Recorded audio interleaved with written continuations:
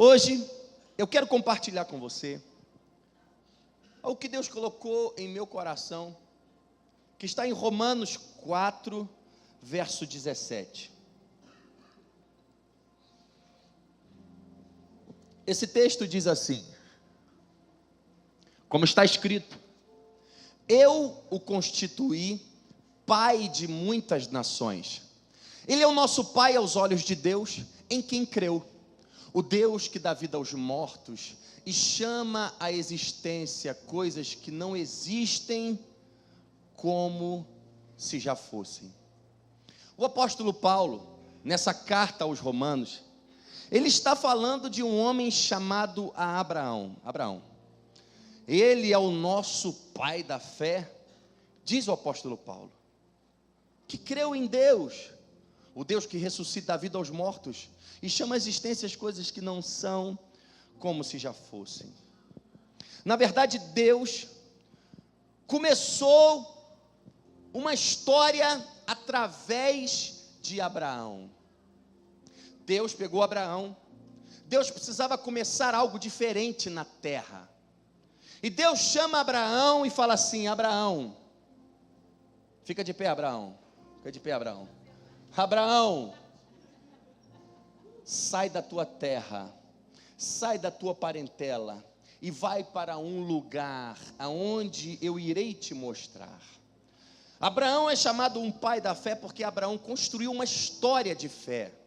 Deus chamou ele e falou: sai de onde você está e vai para um lugar, mas não disse que lugar era esse. Abraão não pegou seu carro e foi. Abraão desmontou acampamento, Abraão tinha bois, Abraão tinha empregado, Abraão tinha um monte de coisa, e era para andar no meio do deserto, não era pegar o carro daqui para ir para Búzios. Ele saiu pelo meio do deserto para obedecer um chamado de Deus, sem Deus ter dito para onde ele ia. Ele confiou em Deus, ele creu, ele escolheu crer. Ele é o pai da fé porque ele construiu uma história com Deus. O interessante é que Deus pega Abraão para construir essa história, porque Abraão estava vivendo em um mundo pagão. Deus havia criado a humanidade. Deus sempre criou o homem para estar perto do homem, para ter conexão, para ter relacionamento com o homem. Porém, o homem estava perdido, a humanidade toda estava perdida no paganismo. Muitos deuses de madeira, deuses de gesso, deuses de pedra, adoravam isso, adoravam aquilo, adoravam um monte de coisas. Porém, não adoravam a Deus. E não havia como Deus estabelecer tudo aquilo que Ele tinha para estabelecer, se os homens se voltavam para outra coisa e não se voltavam para Deus. Nimrod, um homem muito antes de Abraão, que era líder de um povo, estabeleceu uma cidade e começou a construir uma torre chamada Torre de Babel. O propósito dessa torre era tocar o céu. Nasce ali o humanismo, o homem querendo viver o sobrenatural sem a ajuda de Deus. É como se o homem pudesse chegar ao céu sem a ajuda de Deus. Jesus Cristo disse: eu sou o caminho, a verdade e a vida. Ninguém vai ao Pai a não ser por mim. E o homem quer construir aquela torre, e Deus olha do alto assim, e Deus desce e vem: vocês acham que você pode chegar até mim com essa torre? Vocês são muito petulantes. Quem vocês pensam que são?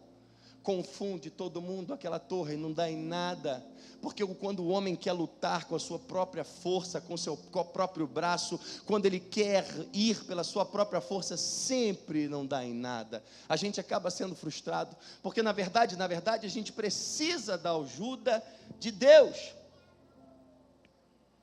Deus olhou para Abraão, e Deus precisava fazer algo através da vida de Abraão. Deus começou a pensar: eu preciso separar um povo. Eu preciso separar um povo, porque através desse povo, o povo judeu que Deus escolheu, através desse povo, nesse povo eu vou colocar os meus princípios. Através dele separado, eu vou colocar os meus valores. Eu vou colocar aquilo que eu penso. Eles vão começar a andar nos meus caminhos. Eu vou começar a mostrar para eles, vou começar a me revelar para eles quem eu sou. Por isso que a Bíblia diz que nós somos uma nação santa, povo eleito, separado. Muitas vezes você não entende porque fulano deixou de andar com você, você saiu de um lugar para ir no outro, parece que Deus removeu você para algum lugar, parece que Deus tirou você, tirou pessoas da sua vida, porque na verdade muitas vezes Deus precisa separar a gente para fazer algo especial que Ele precisa fazer. Quando Deus levanta Abraão, quando Deus olhou para Abraão e falou: Abraão, sai da tua terra, da tua parentela. Quando Deus olhou para Abraão, Deus simplesmente não via Abraão. Deus precisava fazer alguma coisa, e através da vida de Abraão, Deus já via Josué, Deus já via Davi, Deus já via Moisés, Deus já via todo mundo, Deus já via eu, Deus já via Jesus, Deus já via você, Deus já via a gente aqui hoje. Ele falou: vou separar Abraão, para começar uma história que eu tenho para fazer. O engraçado é a gente perceber que Deus separou Abraão, porque Deus tinha para Abraão ele ser pai de muitas nações. Deus iria fazer um povo através da vida de Abraão, uma nação, ele seria pai de muitas nações. Só que Deus separa um cara para ser pai de muitas nações, que a mulher dele não podia ter filhos. Mas Deus estava com a cabeça onde? Parece que até que Deus errou. Como é que pode que Deus separa um homem para ser pai de uma nação, para gerar gerações, e a mulher dele não pode ter filho? Mas parece que Deus é incoerente, parece que Deus não sabe fazer as coisas. Na verdade é que Deus não se importa com a sua limitação. Para Deus, a limitação da mulher de Abraão, a limitação daquele casal não era nada, porque o que Deus estava olhando não era o quanto Abraão podia fazer, Deus estava olhando era o coração de Abraão. Deus não está se importando com a nossa capacidade.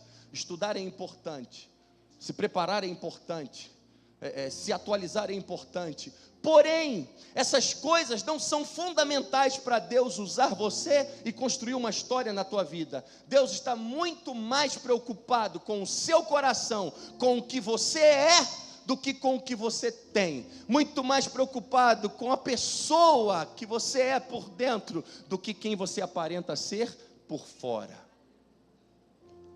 Aquela limitação na vida de Abraão não era nada, era como Deus falasse: isso aí eu resolvo, calma aí, eu estou mais preocupado com o coração dele. Eu vi, esse cara eu posso usar, esse cara eu posso ter nas minhas mãos, esse cara pode ser um instrumento para mim, esse cara pode ser, é o cara que eu estou precisando. E Deus chama Abraão. Deus não se importa com a sua limitação. Ele chama os homens para algo, não por sua capacidade, Ele chama pelo coração do homem, pois a capacidade para realizar as coisas Deus já tem de sobra. Deus já tem de sobra. Gênesis 12:1 diz assim: então o Senhor veio a Abraão e lhe ordenou: sai da tua terra, da tua parentela, da casa de teu pai, e dirige-te à terra que eu indicarei. Sabe, se eu chego na minha casa, eu tenho 2 filhos, Fernando e Josué, Fernando de 12 anos, Josué de 10 anos, eu chamo a minha esposa e falo: vamos entrar no carro, vamos embora, gente, já estão no carro, vamos embora. Eles vão entrar no carro, eles não vão querer saber: pai, pode até perguntar. Eu falo: não, vamos embora. Eles vão entrar no carro e não vão querer saber para onde vão, eles vão confiar em mim, e eles vão sair comigo. Eu vou falar: vamos embora, vamos para um lugar maneiro. Eles vão entrar. E muitas vezes a nossa vida é assim, eles vão entrar porque eles confiam em mim, eles sabem que a gente vai num lugar bom, porque muitas vezes nós temos a dificuldade de entrar no carro com Deus, é porque muitas vezes falta confiança em nossa vida, falta confiar mais em Deus, para embarcar nas ondas dEle. Muitas vezes o que falta em nós é embarcar nas ondas de Deus, é comprar o barulho de Deus, é falar: eu estou contigo, Deus, eu vou, não diz para onde que é não, eu estou dentro. Deus tinha um plano para Abraão, e Deus estava dizendo que iria realizar aquilo que ele tinha na vida de Abraão, e para que ele realizasse aquilo, era necessário Abraão sair da onde ele estava. Muitas vezes, para a gente viver e para Deus fazer algo na nossa vida, é necessário a gente sair de onde está. Você nunca verá onde Deus quer te levar, até que você saia do lugar onde você está. Muitas vezes, uma vez, eu vinha dirigindo de carro por uma estrada que liga Niterói a São Gonçalo. Eu estava passando em frente a uma concessionária Chevrolet, e eu estava, sei lá, uns 180 por hora, é uma estrada um pouquinho larga, estava vazia a estrada. Um senhor foi atravessar a estrada, um senhor, andando com dificuldade. Só que eu saí da curva, peguei a reta. Quando eu vi, eu chamei no freio. O senhor, quando ele olhou para o carro, ele ficou assim. Ele paralisou. Ele não conseguia ir para frente, ele não conseguia ir para trás. Eu chamei no freio. Quando o carro foi se aproximando, freando, eu tirei. Fui para o canto da esquerda, que não tinha ninguém, e passei. E muitas vezes o que acontece em nossa vida é que a gente parece estar com os pés plantados num lugar que a gente não consegue sair. Deus chama, Deus fala, sai daí, se move, sai desse lugar, é necessário você ir mais adiante. Temos medo de experimentar novas experiências e de ir a um lugar mais novo, onde Deus está nos levando, e onde Deus quer nos levar.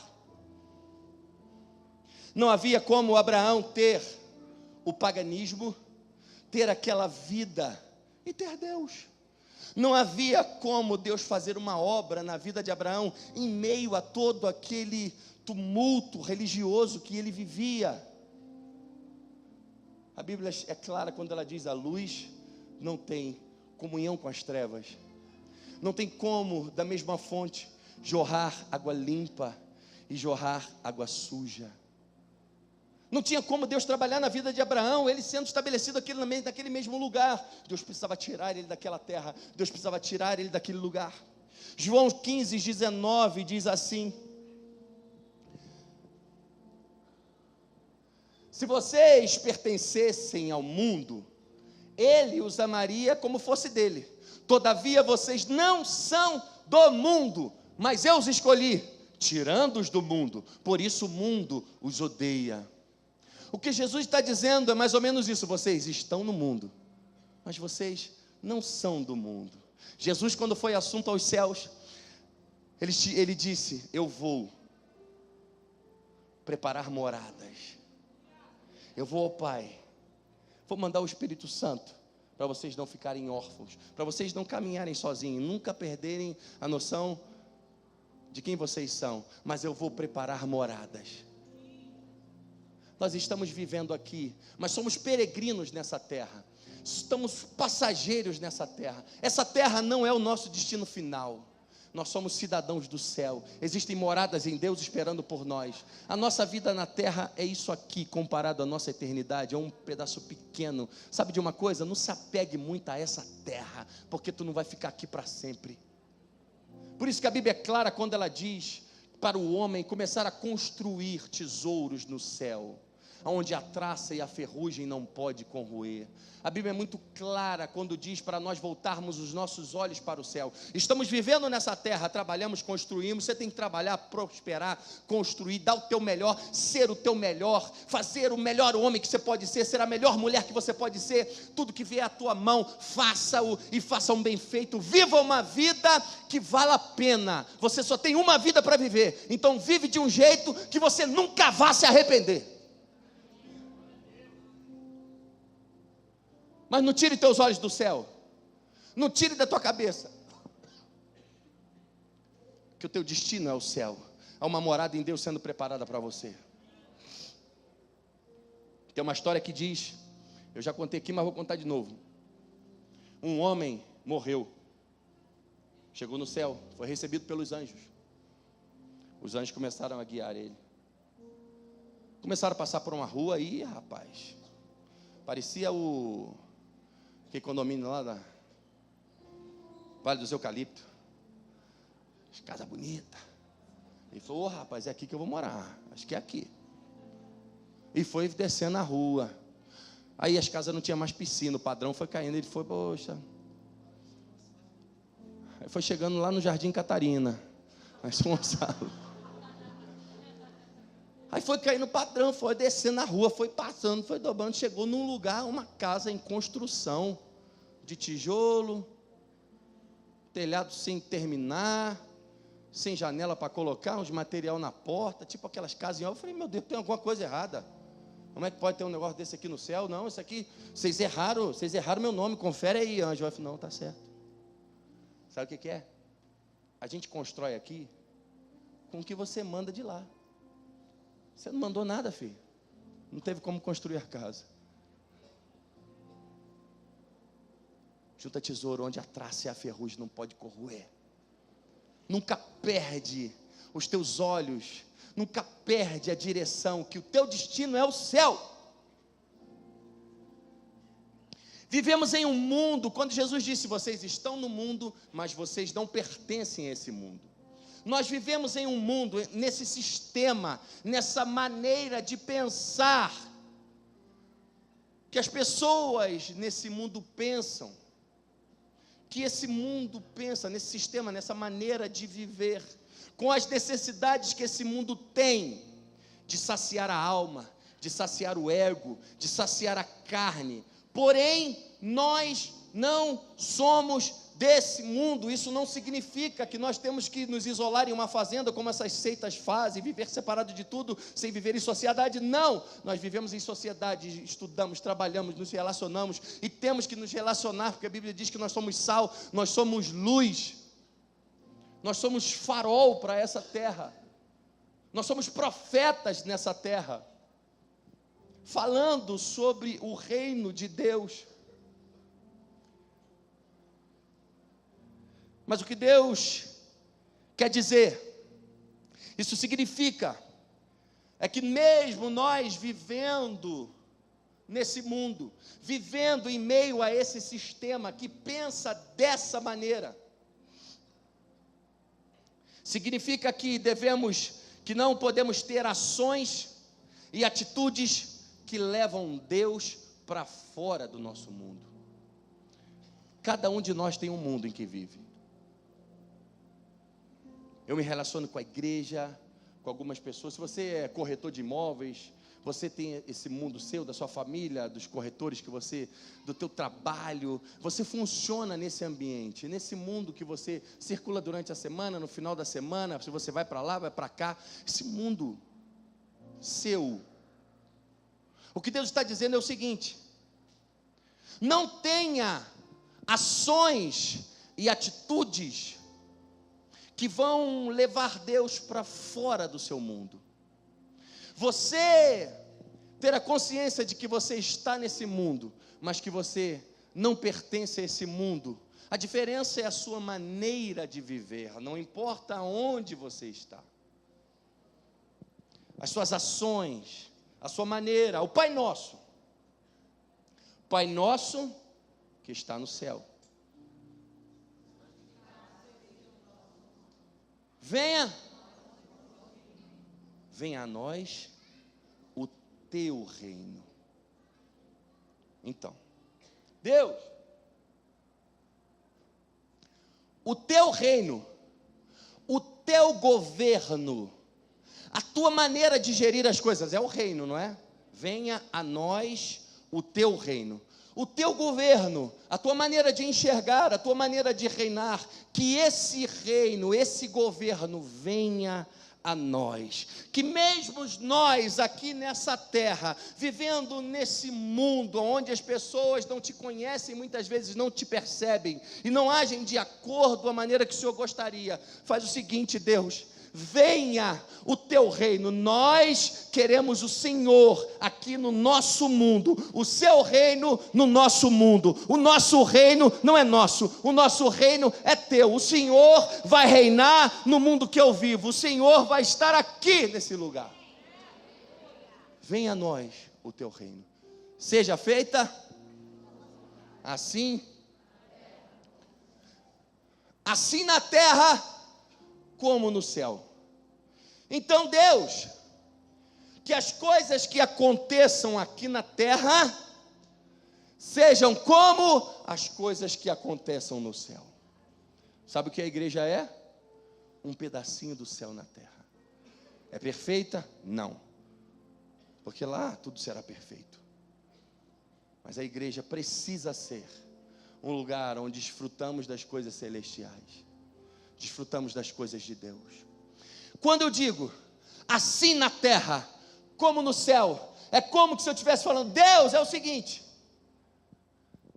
a minha vida pode ser um espelho, que quando o Senhor olhar para a terra, e olhar para o mundo que eu vivo, o Senhor vai olhar, e vai ver o céu.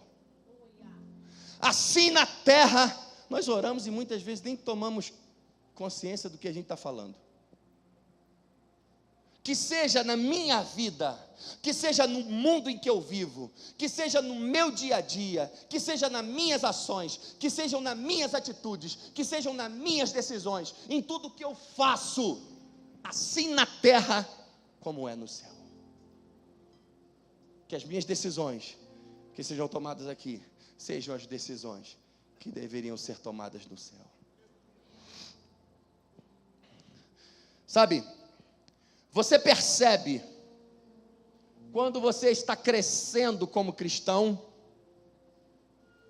quando a sua paixão por esse mundo vai diminuindo, e a sua paixão por Cristo vai aumentando. Você percebe, quando você está crescendo como cristão, quando a sua paixão por esse mundo vai diminuindo, e a sua paixão por Cristo vai aumentando.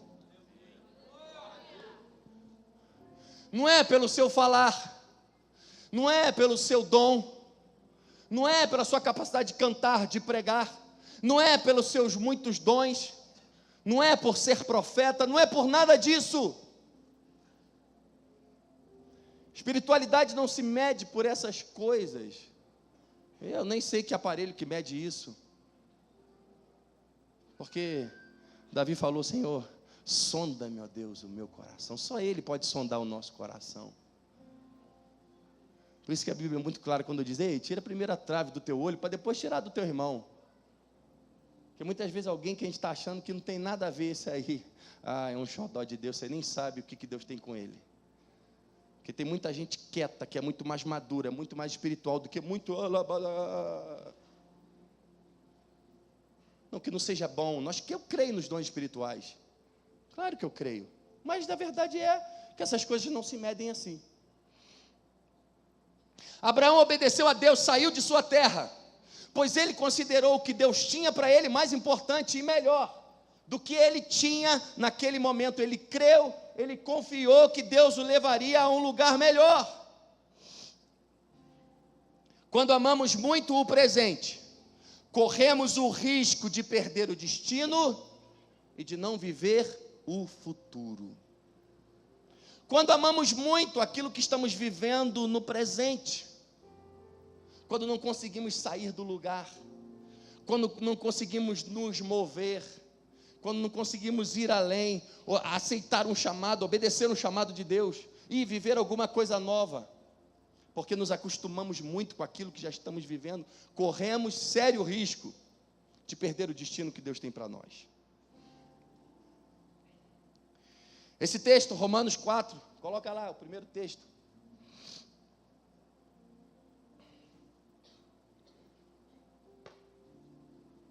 Como está escrito, eu constituí pai de muitas nações, Ele é o nosso pai aos olhos de Deus em quem eu creio. O Deus que dá vida aos mortos. O Deus que dá vida aos mortos.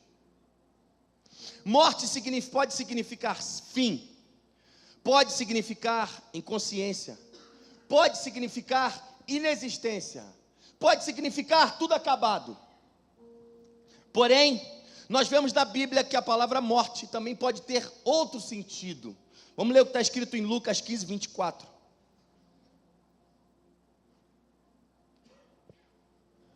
Pois este meu filho estava morto e voltou à vida, estava perdido e foi achado. E começaram a festejar o seu regresso. Essa palavra morte, ela também pode ter um sentido de que aquilo que estava perdido pode ser novamente encontrado. Aquilo que havia sido dado como morto pode voltar à vida. O Deus que ressuscita os mortos. Muitas vezes, muita coisa já foi dado como morta em nossa vida. Muitas vezes, algumas coisas já foram dadas como mortas em nossa vida. O seu chamado, os seus sonhos, projetos, coisas que você gostaria de viver. Muitas vezes alguém já te enterrou, já falou para você, não tem jeito. Eu já passei de situações que pessoas falaram assim para mim: ei, acabou, cara, não tem jeito. É muito difícil de eu aceitar um não. Senhor, eu não sei quando Deus fala de maneira muito clara, não, isso aí não é para isso, mas é muito difícil de matar alguma coisa na minha vida. Porque o Deus que ressuscita os mortos, Ele é capaz de trazer vida, Ele é capaz de trazer à existência aquilo que não existe como se já existisse. Ele é capaz de renovar, de fazer reviver alegria, paz, gozo, casamentos, vida. Uma vez eu passei por uma situação. Minha mãe tinha uma casa muito grande, tem ainda, e foi a casa que eu nasci, que eu tive minha infância. E eu falei: mãe, essa casa é muito grande, poxa, eu vou fazer uma obra aqui. Ela estava morando em outro lugar. Falei: vou fazer uma obra, vou chamar um engenheiro, fazer um projeto, nós vamos fazer 3 casas, que aí você depois aluga, mãe, você vai vivendo, fica para você. E eu fiz o projeto para fazer 3 casas, e fizemos. Só que na frente daquela casa grande, ela tinha um canteiro, aquele canteiro de, fazia um negócio de tijolo assim, a meia altura, corria pela janela toda, grande. Só que aquele canteiro estava ali, desde que eu entendo por gente, aquilo estava ali, sei lá, há mais de 20 anos. Só que já tinha muito tempo que já não tinha mais planta, porque ninguém morava lá, ninguém cuidava, não tinha, mas já tinha assim 5, 8 anos, que não tinha mais planta nenhuma lá, uma terra seca, um barro duro, que ninguém regava, o telhado não deixava molhar. Então eu falei: cara, vamos quebrar isso aí. E quando os caras começaram a quebrar, os pedreiros quebrando, começaram a tirar, e meteram a enxada para tirar aquela camada de terra, porque tinha acabado de tirar o tijolo todo. Quando começaram a meter a enxada, muitas raízes lá dentro. E quando eles meteram as enxadas nas raízes, as raízes verdes, vivas, começou a escorrer aquela água. Eu falei: ei, para aí, Deus quer falar alguma coisa comigo. Para.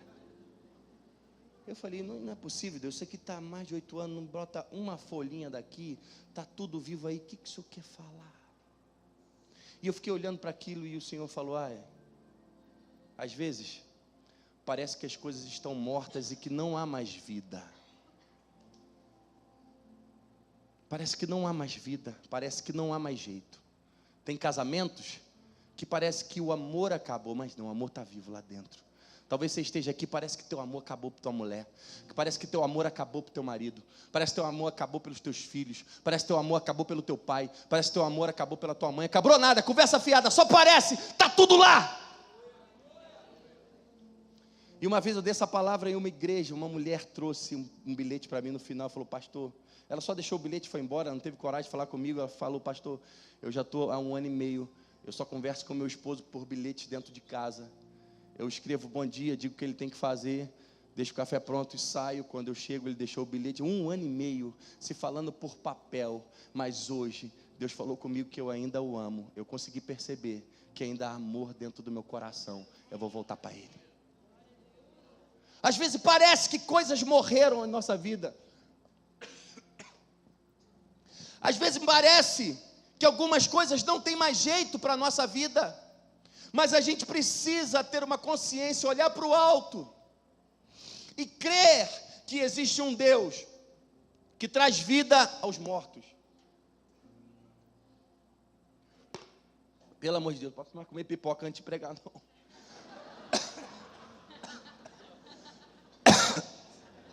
Ai, um carocinho agarrado aqui, rapaz. Está amarrado.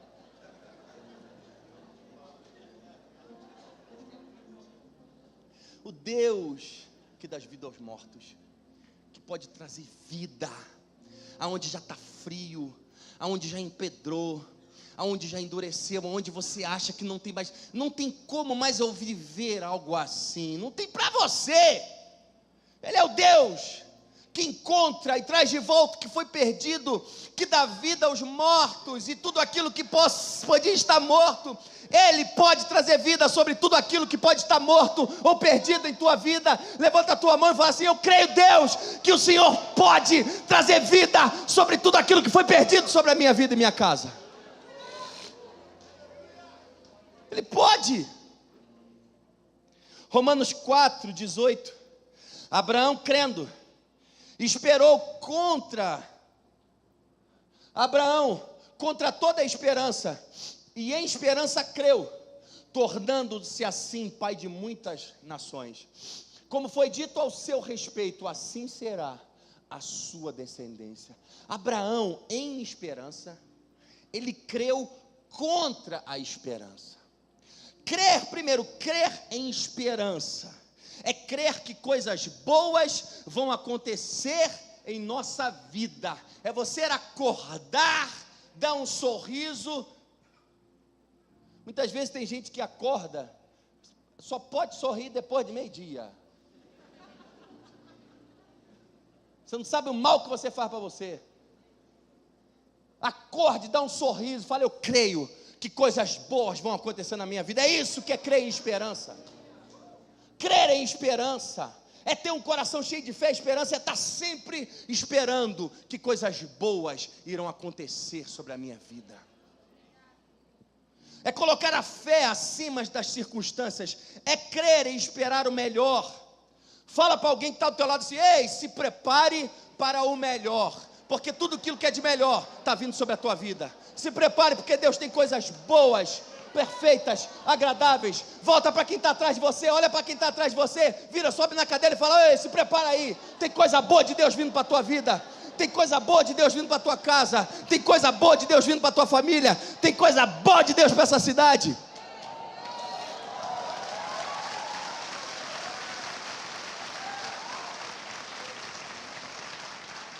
Crer assim é ver o melhor apesar das circunstâncias. É crer que o futuro que está à frente será bem melhor. Abraão já era idoso, porém havia uma promessa. Abraão não olhou para as impossibilidades, ele não olhou para as dificuldades. Abraão creu contra a esperança, ainda que parecesse que o sonho havia morrido, ainda que parecesse que as promessas não aconteceriam mais, ainda que parecesse que seria impossível. Abraão olhava para tudo ao seu redor. Minha mulher é estéril, não tem filhos, parece que eu não sei o que Deus vai fazer. Ele disse que eu vou ser o pai de uma multidão, mas eu não tenho um filho ainda. Como é que eu vou ser pai de uma multidão inteira, de uma nação inteira, mas não tenho nem para poder ninar ele? Mas Abraão olhava para as circunstâncias, olhava para o mundo ao seu redor e falava para aquilo: ei, Deus é maior do que todas as circunstâncias. A esperança em meu coração suficiente para quê? Que Deus vai fazer o milagre que Ele falou. Ainda que ninguém oferecesse ajuda, mesmo que o velório para o seu sonho, para as suas promessas, para os seus propósitos já tivesse sido encomendado, ele não deixava de crer. Levante suas mãos, feche os teus olhos e fala assim: Deus, quando tudo diz que não, eu creio. Quando tudo diz que não, eu creio, Deus, eu creio sim. Aleluia. Quando tudo diz que não. Sentado mesmo, cante. Tua voz me encoraja a prosseguir. Não olha para mim não, fecha teus olhos, levanta tua mão, adora Ele aí. Quando tudo diz que não, ou parece que o mar não vai se abrir. Sei que não estou só, e o que dizes sobre mim não pode se frustrar. Se Deus venha em meu favor e cumpra em mim teu querer. Deus do impossível não desistiu de mim. Sua destra me sustenta. Se Deus permanecer, oh Deus, Deus do impossível. Não desistiu de mim, sua destra me sustenta e me faz prevalecer. Deus do impossível. Aleluia. O Deus do impossível.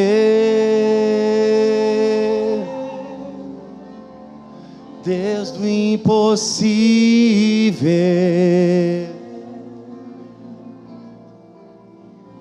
Deus do impossível. Só parece impossível. Fala assim comigo. Só parece impossível. Mas aquilo que é impossível para os homens é possível para Deus.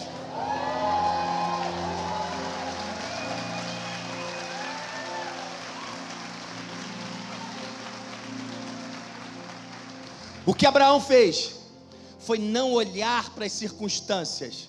O que Abraão fez foi acreditar que Deus era maior do que todas aquelas circunstâncias. Por isso, nessa noite, faça um favor para você mesmo, olhe para as circunstâncias ao teu redor e creia que Deus é maior do que todas elas.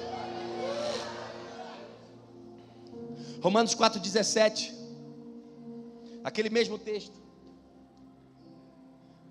tem um pedacinho dele que diz assim: Ele é o nosso Pai aos olhos de Deus, em quem creu. Abraão escolheu crer, Abraão escolheu andar em fé. Ele escolheu esse modelo de vida. Abraão escolheu não se render e não se dobrar. Abraão não escolheu o caminho mais curto. Sabe qual é o caminho mais curto? O caminho mais curto é parar. O caminho mais curto é dar desculpas. O caminho mais curto é acreditar nas impossibilidades. O caminho mais curto é desistir. O caminho mais curto é se acomodar. O caminho mais curto é parar, é ficar satisfeito. Abraão não escolheu o caminho mais curto, ele creu em esperança e contra a esperança. Sabe o que é crer contra a esperança? Ele creu em esperança e ele creu contra a esperança. Crer contra a esperança é andar na contramão. Os carros vinham vindo para cá e Abraão ia para lá. Crer contra a esperança é o seguinte: tudo diz que a tua vida vai para lá, tudo diz que a sua vida vai descer, mas você em fé fala assim: não, eu não vou descer, eu não vou seguir descendo só porque tudo está dizendo que eu vou descer. Deus disse que eu vou subir, então o tudo pode dizer que eu vou descer, mas Deus disse que eu vou subir. Sabe o que eu vou fazer? Eu vou subir. Pode estar a vida tudo parecendo, a circunstância parecendo que vai para lá, eu vou crer contra a esperança, eu vou na contramão, eu vou subindo, pode ter resistência, pode estar passando para lá, pode dizendo que eu vou para lá, não, eu vou para lá, eu vou contra. É crer contra a esperança, é andar na contramão. E muitas vezes andar em fé e viver em fé é andar na contramão, é ir de contra tudo o que as circunstâncias dizem. Às vezes a sua vida tem um panorama e diz que o final é de um jeito, mas não, Deus vai entrar nessa história, Deus já entrou nessa história, vai ser de outro jeito. Um Deus que chama a existência o que não existe como se já existisse. Confiar em Deus, nós confiamos em um Deus, é confiar em alguém que é capaz não somente de ver o futuro, de prever o futuro, de sentir o futuro, de visualizar o futuro, de planejar o futuro. Não, todas essas coisas os homens podem fazer. Você pode fechar os seus olhos agora e eu falar para você: se imagina no Caribe, as águas azuis do Caribe, você passeando numa lancha dourada. Você vai imaginar, você vai até sentir aquele ventinho do Caribe, caramba, vai ver aquelas águas azuis, os golfinhos, vapute. Até a mente do homem pode fazer isso? Não. Crer em Deus não é crer em um Deus que pode imaginar, visualizar, planejar, não. É um Deus que é capaz de construir, trazer do nada trazer do irreal para o real, trazer do invisível para o visível, construir, materializar, estabelecer, fazer acontecer de verdade. Ele faz acontecer, ele traz do mundo irreal para o mundo real. Deus trabalha fazendo duas coisas ao mesmo tempo. Que duas coisas são essas, pastor? Primeiro, Deus trabalha construindo o seu futuro. A promessa: Abraão, você vai ser pai de muitas nações. Abraão, você vai ser pai de multidões. Abraão, sua descendência vai ser... Você não pode contar, você não pode imaginar. Então Deus trabalha construindo isso. Deus trabalha construindo o seu futuro. Deus trabalha construindo o seu futuro. E ao mesmo tempo que Deus, que não está preso ao tempo, Deus, quando olha, Deus, Ele vê, Ele já viu o presente, Ele já viu o passado. Ele está vendo, Ele sabe o que aconteceu no passado, Ele está vendo o presente, mas Ele também já enxerga o futuro. Deus não está preso ao tempo como nós. E ao mesmo tempo que Ele trabalha lá no futuro, preparando a promessa, o que você vai viver, ao mesmo tempo Ele está trabalhando aqui em você, para que você viva aquele futuro, moldando você, preparando você. Quando Ele falou: Abraão, sai da tua terra, sai da tua parentela, Abraão teve que sair pelo deserto. Naquele momento Abraão estava sendo preparado para viver. Tudo aquilo fazia parte de um preparo para viver aquilo que ele estava chegando lá. Nessas duas coisas que Deus trabalha ao mesmo tempo, somente em uma nós temos acesso e podemos ter o controle. É aqui, quando Ele está trabalhando em nós. Somente aqui nós podemos ter acesso e controle.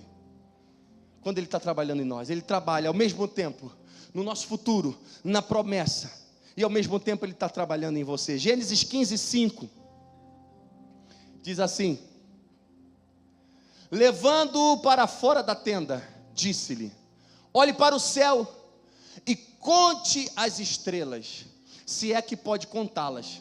E prosseguiu: assim será a tua descendência. Abraão estava lá, em um momento que ele podia estar podendo ser pego por tristeza, por alguma coisa. Deus falou: ô Abraão, calma aí, sai da tenda, cara, olha para o céu. Quantas estrelas? Está vendo aí as estrelas? Assim será a tua descendência. Tu não vai poder contar, rapaz. O que eu tenho para você é maior do que tu imagina. Eu já preparei, eu já fiz o que eu tinha que fazer. Agora é a tua parte.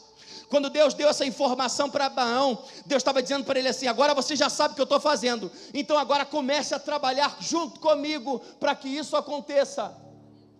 Ao mesmo tempo que eu estou preparando o teu futuro, a tua história que eu já fiz, Abraão, já trouxe aquilo que não existia para existir. Você vai ser pai de muitas nações, pai de uma multidão que você nunca vai poder contar, mas agora eu estou te dando essa informação. Então agora você que está aí agora, aqui no presente, se prepara para viver isso, cara. Deus dizia para Abraão: Abraão, eu faço milagre, eu faço milagre, eu preparo tudo aqui, eu trago a existência que não existe para existir, está tudo pronto, mas é o seguinte: você tem que estar pronto para andar de onde você está até onde eu fiz esse milagre. Esse caminho é você que tem que fazer. Porém, se você for fazer esse caminho, e se você não estiver pronto para viver aquilo que eu estabeleci para você, Deus chamou ele para fora da tenda e falou: olha aí, você está vendo? É isso que eu tenho para você. Então se prepara para isso, hein, rapaz. Não adianta você chegar lá sem estar pronto para viver isso. Porque se você chegar e você não estiver pronto, você não irá viver. Muitas pessoas nesse caminho. Deus não tem filho predileto. Deus tem milagre para você, para você, para você, para você, para você, para cada um de nós aqui. Deus não quer fazer uma coisa bonita na história de um e não fazer na vida de outro. O problema é que alguns vão e alguns param. Pastor, fala assim: pastor, como eu posso? Ai, vocês não almoçaram não, ai. Pastor, como eu posso ir até o que Deus está construindo para a minha vida? Andando à altura daquilo que Deus construiu para você. Você crê que Deus está fazendo alguma coisa? Você crê que Deus construiu uma história, um futuro para você? Então para de ficar prostrado, cheio de negatividade, reclamando. Levante a cabeça e vá de encontro a esse futuro. Comece a se comportar como a pessoa que você irá se tornar. Uma vez, Deus falou uma coisa para mim: Alexandre, você quer ser próspero? Eu falei, sim, Deus, eu quero ser próspero. E Deus falou, então comece a agir como alguém que é próspero.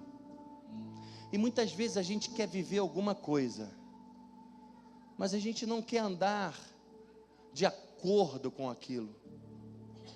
A gente fica esperando o tempo chegar para eu ser aquela pessoa.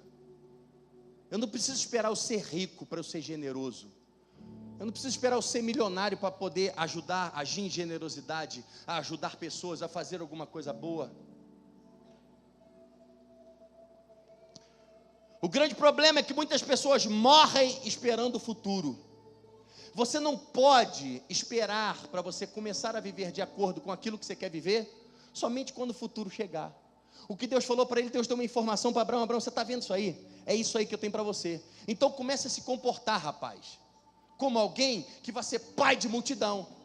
Deus estava falando para o seguinte: Abraão, se prepara, rapaz, para de ficar de cabeça baixa choramingando que você não vai ter filho. Faz uma coisa, Abraão, se prepara para ter o filho. Eu já não disse que tu vai ser pai de multidão? Sabe o que você faz, Abraão? Chega para Sara e fala assim: Sara, qual berço você vai querer? Vamos comprar o berço? Abraão, mas nem, não tem neném, não tem nada. Não quero saber, Deus falou que eu vou ser pai de multidão. Vamos encomendar um berço. Se for menino vai ser o quê? Se for menina vai ser o quê? Se for menino eu quero Isaac. Vamos começar a sonhar. Quem vai ser a babá que vai tomar conta do nosso filho? Comece a andar à altura daquilo que Deus vai levar você. Não espera chegar o futuro para você se tornar essa pessoa que Deus quer que você se torne. Comece a você se tornar essa pessoa agora. A maneira pela qual você vai chamar a existência junto com Deus aquilo que não existe como se já existisse, é você começar a agir, começar a andar de acordo com essa pessoa que Deus quer que você se torne.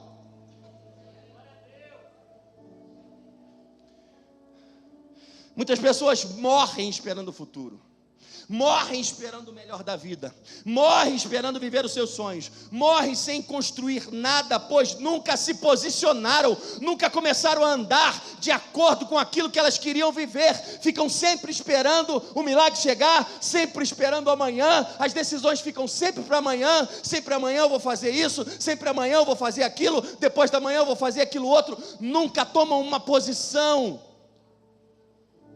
não se posicionam para viver como você quer viver, quem você quer ser amanhã. Comece a andar como essa pessoa que você quer se tornar hoje.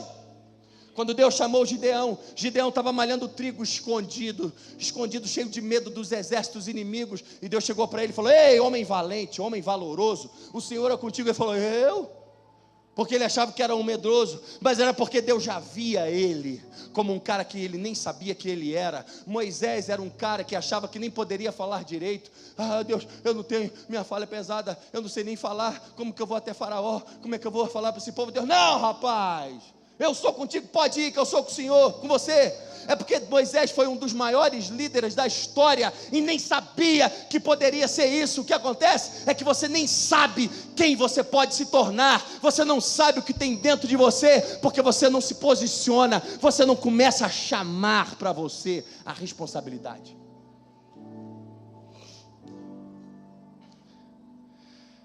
Pessoas sempre vivem com a fé de Tomé, elas querem ver para crer, mas com Deus é diferente. Você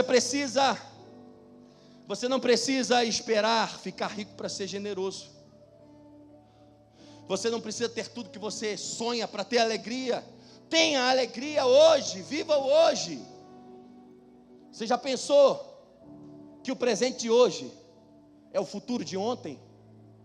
E tem gente que vive assim esperando o futuro, mas o futuro nunca chega. Eu tenho amigos que já estão com 40 anos, estão na mesma esquina de sandália de dedo, na mesma padaria, sonhando as mesmas coisas, porque eles estão lá esperando o futuro, e cada dia que eles vivem, cada hoje é o futuro de ontem. Comece a se posicionar hoje de acordo com o que você quer viver no futuro. Essa é a maneira de chamar o futuro para você. Essa é a maneira de chamar a existência aquilo que não existe como que se já fosse. Se você crê, comece a se comportar como tal.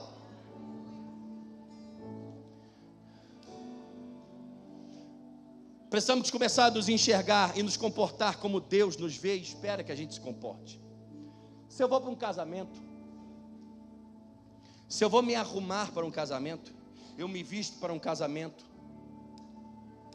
e eu coloco toda uma roupa para o casamento, e eu já estou pronto para o casamento, 3, 2 horas, mesmo antes do casamento começar, certo? Eu já estou pronto para aquele casamento, eu já começo a viver aquele casamento, antes do casamento começar. E assim também é na vida. Você precisa, quando Deus mostrou para ele aquele céu estrelado e falou: Abraão, olha o negócio seguinte, é isso aí que eu tenho para você. Não adianta você vir vestido para outra coisa não, meu amigo. Se veste para isso, se prepara para isso. Você não pode chegar no casamento com a roupa de praia, você não pode chegar na praia com a roupa de casamento. Se Deus tem algo para você, se veste para a coisa certa, começa a estar pronto antes, porque o futuro vai chegar. O presente de agora é o futuro de ontem. Teu futuro não é daqui a 10 anos, não é daqui a 10 anos, 1 minuto na frente já é futuro. Começa a estar pronto para o que Deus tem na tua frente, porque o quanto antes você estiver pronto, o quanto antes você vai viver o futuro. Você não entendeu? O quanto antes você estiver pronto, quanto antes você vai viver o teu futuro.